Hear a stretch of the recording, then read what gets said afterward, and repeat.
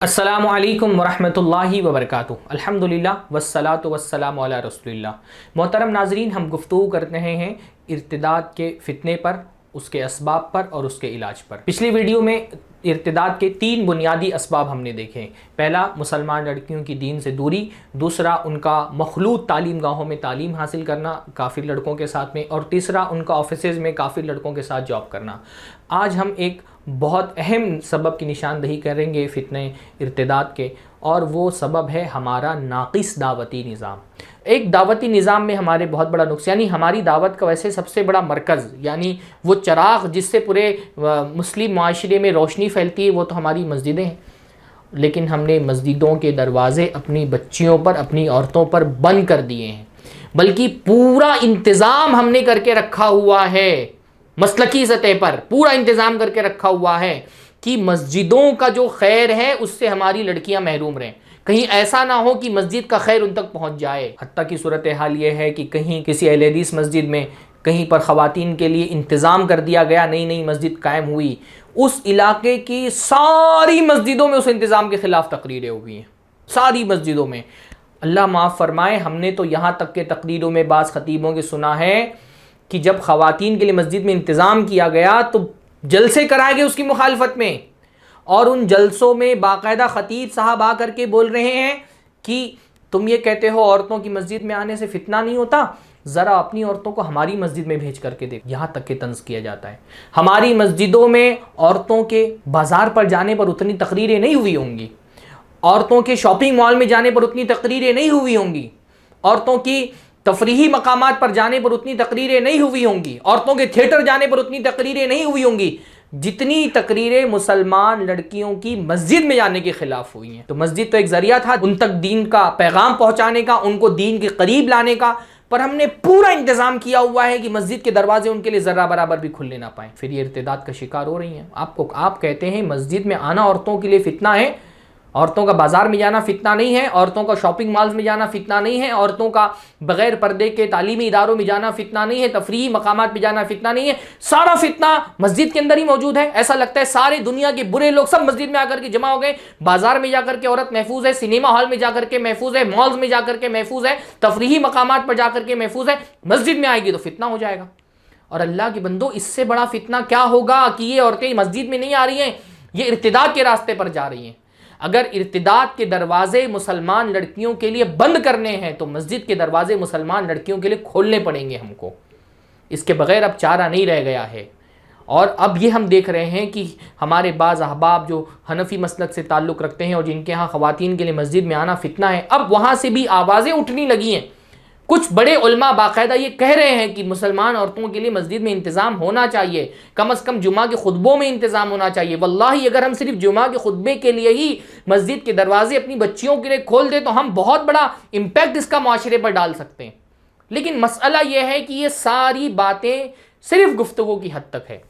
یہ ساری باتیں جو ہو رہی ہیں مسجد کے دروازے مسلمان لڑکیوں کے لیے کھولنے کے لیے، یہ صرف گفتگو کی حد تک ہے۔ یہ جب کبھی میڈیا میں مسئلہ اٹھتا ہے اور کسی ذمہ دار آدمی سے سوال کیا جاتا ہے جو سارے صورتحال سے واقف ہے، تو وہ بول دیتا ہے ہم تو اجازت دیتے ہیں مسلمان عورتوں کو مسجد میں آنا چاہیے۔ یہ زبانی جمع خرچ ہے، یہ صرف زبانی جمع خرچ ہے۔ اب تک کہ ہم نے کوئی عملی پیش رفت اس کے معاملے میں کسی مسجد میں نہیں دیکھی۔ وہ مسجدیں جہاں پر یعنی اہل حدیث ان کے یہاں اجازت ہے، وہ تو حدیث پر عمل کرنے والے، اور اللہ کے نبی صلی اللہ علیہ وسلم نے حدیث میں فرمایا لا تمنعوا اماء اللہ مساجد اللہ، کہ اللہ کی بندیوں کو اللہ کی مسجد میں آنے سے مت روکو۔ صاف سری اللہ کے نبی صلی اللہ علیہ وسلم کی حدیث ہے۔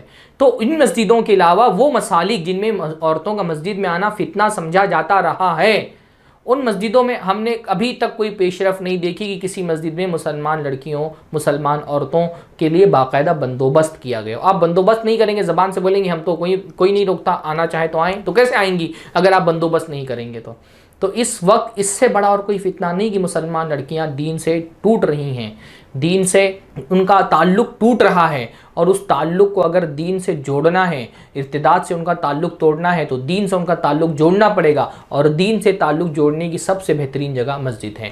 تو یہ جو ہمارا ناقص دعوتی نظام ہے، اس کا یہ بھی ایک بہت بڑا نقص ہے کہ ہم نے مسجد کے دروازے عورتوں پہ بند کیے ہوئے ہیں۔ اور پھر یہ کہ ہمارے دعوتی نظام میں ایک بہت بڑا نقص یہ بھی ہے، اور اس پر میں پہلے بھی گفتگو کر چکا ہوں، کہ دعوت میں جو ترتیب ہونی چاہیے اصلاح کی، اور تربیت کی، وہ ترتیب کا ہم لحاظ نہیں کرتے. یعنی ہم جو تھوڑا بہت دعوتی نظام ہمارا ہے بھی، بچیوں کو پڑھانے کا مزاج ہے بھی، بچوں کو پڑھانے کا مزاج ہے بھی، وہاں شروعات ہم اور کرتے ہیں قرآن کے ناظرہ سے اور اختتام قرآن کے ناظرہ پہ کر دیتے ہیں. یعنی مسلمان بچوں کی تربیت کی جب بھی بات آتی ہے تو ذہن میں یہ ہوتا ہے کہ بچے کو قرآن پڑھنا آ جائے، بس وہ الف با تا سا پڑھنا شروع کرتا ہے، قرآن اس کو پڑھنا آ گیا، ختم. سب سے پہلے تو عقیدے کی تعلیم دینی چاہیے، توحید کا معنی سمجھانا چاہیے، شرک کا معنی سمجھانا چاہیے، ایمان کے معنی سمجھانی چاہیے، کفر کی قباحت اور شناعت اس کو سکھانی چاہیے. سب سے پہلے ایمان پر محنت ہونی چاہیے، عقیدے پہ محنت ہونی چاہیے. وہ محنت ہمارے جو دینی تعلیمی ادارے ہیں مکاتب کی سطح پر، وہاں پر نہیں ہو رہی ہے. ایک بچے کا ذہن اگر مکتب کی سطح پر ہی توحید پر مضبوط کر دیا جائے، ایمان پر مضبوط کر دیا جائے، تو اس بات کا امکان بہت کم ہو جاتا ہے کہ وہ کبھی کسی کے عشق و محبت میں گرفتار ہو کر کے ایمان کے راستے کو چھوڑ دے گا. لیکن وہ جو مکتب کی سطح پر، بنیادی تعلیم کی سطح پر جو تربیت عقیدے پر اور ایمان پر ہونی چاہیے، وہ ہمارے معاشرے کے اندر نہیں ہو رہی، ہماری بچیوں کی خاص طور پہ نہیں ہو رہی ہے. اس کی بہت ضرورت ہے. اللہ کے نبی کی سیرت سے میں نے بتایا نا کہ کوئی لڑکی اگر ارتداد، کتنی بڑی محرومی کی بات ہے کہ ایک مسلمان لڑکی اللہ کے نبی صلی اللہ علیہ وسلم کی امت سے خارج ہو جانا چاہتی ہے. ارتداد کا مطلب کیا؟ اللہ کے نبی کی امت سے خارج ہو جانا. ہم تو سمجھتے ہیں کہ ہمارا سب سے بڑا سرمایہ ہمارا ایمان ہے. ہمارے لیے سب سے بڑی سعادت کی بات یہ کہ ہم محمد رسول اللہ صلی اللہ علیہ وسلم کی امتی ہیں. اس کو ہم اپنا سب سے قیمتی سرمایہ سمجھتے ہیں، اس کی حفاظت کرتے ہیں، اس کو جی جان سے لگا کر کے رکھتے ہیں. آپ سوچئے وہ لڑکی کتنی بڑی محروم ہے جو نبی صلی اللہ علیہ وسلم کی امت سے نکل جانا چاہتی ہے. میں یہ سمجھتا ہوں کہ آپ صرف نبی صلی اللہ علیہ وسلم کی سیرت اچھے سے پڑھا دیں، نبی صلی اللہ علیہ وسلم کی عظمت اس کے دل میں بیٹھ جائے، تو وہ کبھی ارتداد کے راستے پر نہیں جائے گی. اگر کوئی لڑکی مرتد ہو رہی ہے اور اس کی کاؤنسلنگ آپ کو کرنی ہے، آپ اس کو توحید اور کفر کے معنی سکھائیں اور اس کو نبی صلی اللہ علیہ وسلم کی سیرت دیں پڑھنے کے لیے. ہمارے لیے تو شرف اور سعادت کی بات ہے کہ محمد صلی اللہ علیہ وسلم کی امتی ہیں. وہ لڑکی کیسے اللہ کے نبی صلی اللہ علیہ وسلم کی امت سے خارج ہو رہی ہے؟ کیونکہ اس کو اللہ کے نبی کی عظمت کا نہیں پتہ ہے. سیرت کا، ہماری جو بنیادی دینی تعلیم ہونی چاہیے، اس میں سیرت کا جو حصہ ہونا چاہیے وہ نہیں ہے. بچوں کو نبی صلی اللہ علیہ وسلم کی سیرت کے ذریعے سے جو محبت ان کے دل میں نبی صلی اللہ علیہ وسلم کی ڈالی جانی چاہیے، وہ نہیں ہے ہماری بچیوں کے دلوں میں. نبی صلی اللہ علیہ وسلم سے واقفیت ہی نہیں ہے. محبت کب پیدا ہوگی؟ جب نبی سے واقفیت ہو.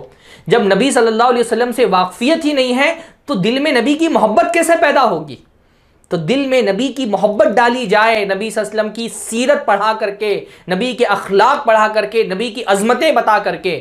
یہ ہمارے جو تعلیمی جو ہمارا نظام ہے اس میں، دعوتی نظام میں یہ چیز نہیں ہے. تو اس پر محنت کرنے کی ضرورت ہے.